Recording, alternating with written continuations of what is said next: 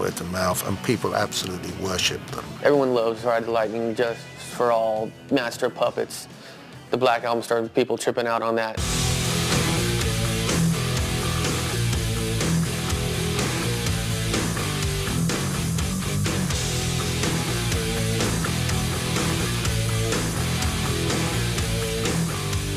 X amount of people bought Metallica's Ride the Lightning. You know, somewhere close to 20 million bought the Black Album.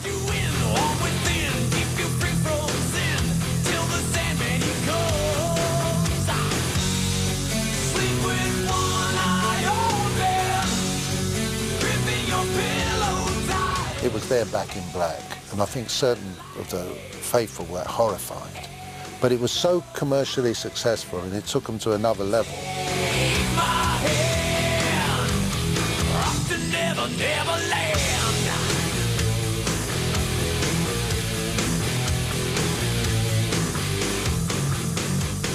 When the Black Album came out and they shot up and got so huge, more power to them. It wasn't them that sold out. I mean, all the fans started buying it.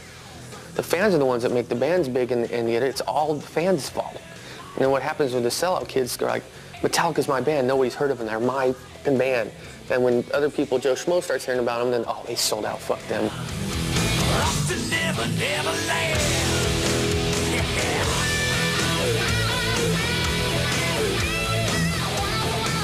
All these bands were great live bands, and you didn't have video, you didn't have MTV, and there was that mystique about them.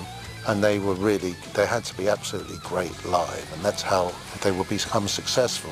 Well, today you have a hit song, you're on MTV 59,000 times a day, you've sold 3 million copies, and you've played a couple of shows.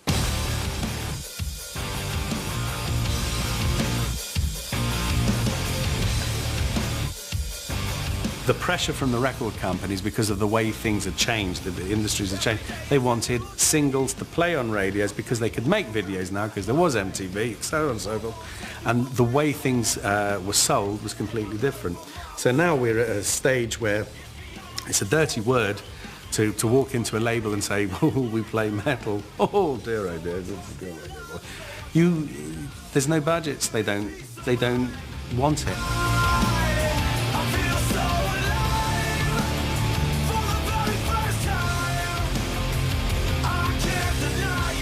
There really aren't too many bands that are topping the charts. Maybe Slipknot and System of a Down, and that's pretty much it. So it's still very much underground. It's not like they're getting played on radio. I mean, other than maybe Metallica, but they're a different animal.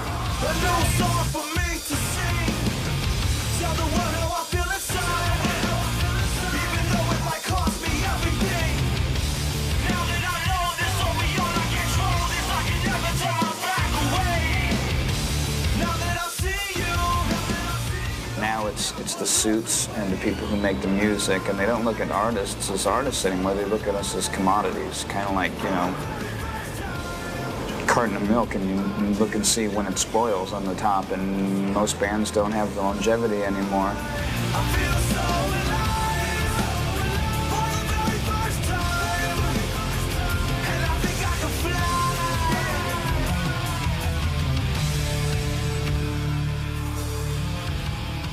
The commercial aspect that we've achieved is obviously extremely welcome, and we're really you know, grateful for that. But it has come from this real persevering attitude that we've got, and that's really, I guess, why we're still here and still so strong and so successful.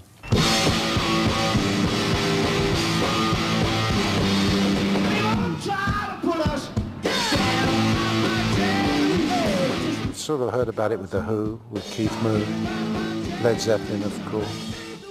I don't know, maybe what happened is that period of time, they were all very young, they became hugely successful. You know, playing stadiums, private jets, limousines, chicks, drugs. I guess it's pretty hard not to throw your television out the window.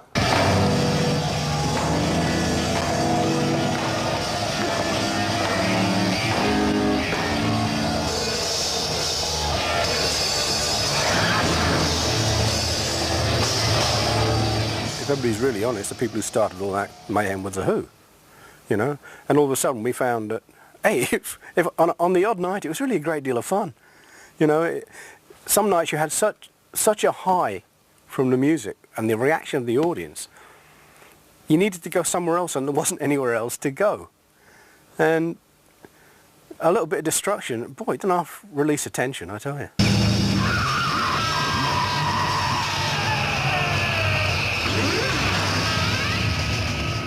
You could have anything you wanted, just anything. If you wanted to meet somebody, like if you wanted to go to the White House and meet Carter, you just call and you could make an appointment. You could have any girl you wanted. That was quite good.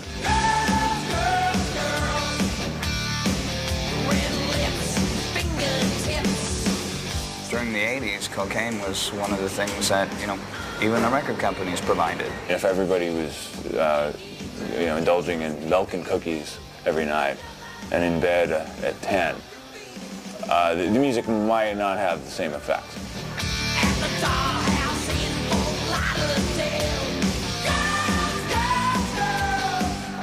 It's a kind of an occupational hazard because you have so much downtime and waiting around all the time. It's really hard to deal with the other 22 hours of the day.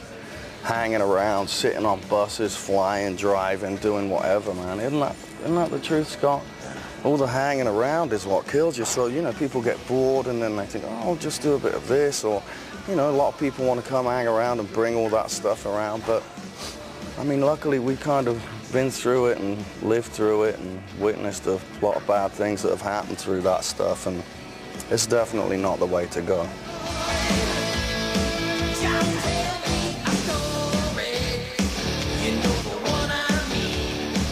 If you asked every musician that you're interviewing that came from these great bands, why did they become a musician, the 90% of them would tell you to get the chicks.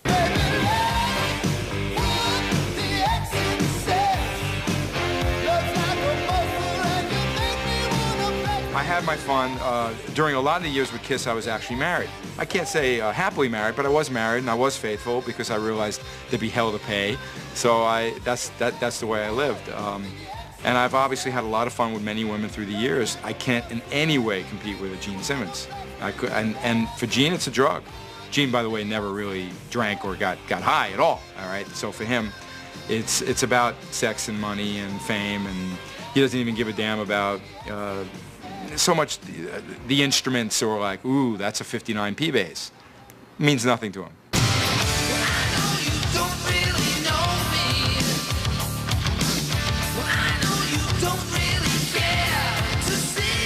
Robin and I came up with this old saying years ago, the 3 Ps, pussy, party, and paycheck. And I still abide by them to this day. They're just a little less of one of the Ps. You know you really want to lay it down right now. We knew we were onto something. And, you know, we'd go pick up on chicks to get laid, to get food, to get gas, to get rehearsal, you know. You'd go, I mean, the shit I used to do to get my band gigs was pretty interesting. You know, I'd let one of the booking agents at the Whiskey blow me every day so I can get booked in there. So, you know, we were ready for the debauchery card. You know, we were having fun. So when you get it, you know, the thing about it, and when I speak about it in retrospect, you have to know that it has to be paid off. It is credit, see? So it depends on what you do with it. Some people just wear theirs out. I was fortunate enough to want to live through some of it, even though I don't remember 3 years of the 80s. But yeah, the debauchery platinum card, it's a good thing, but it can get you in some deep shit.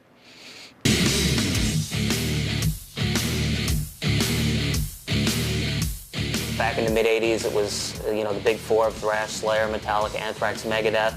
A whole speed metal thing, that was the sound at that point. After the whole speed metal movement with the big four, I think the next big movement in metal was Pantera in '88, '89. That was the next band that came out with something completely different.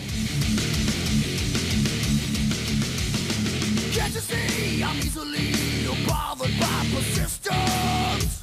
One step from lashing out.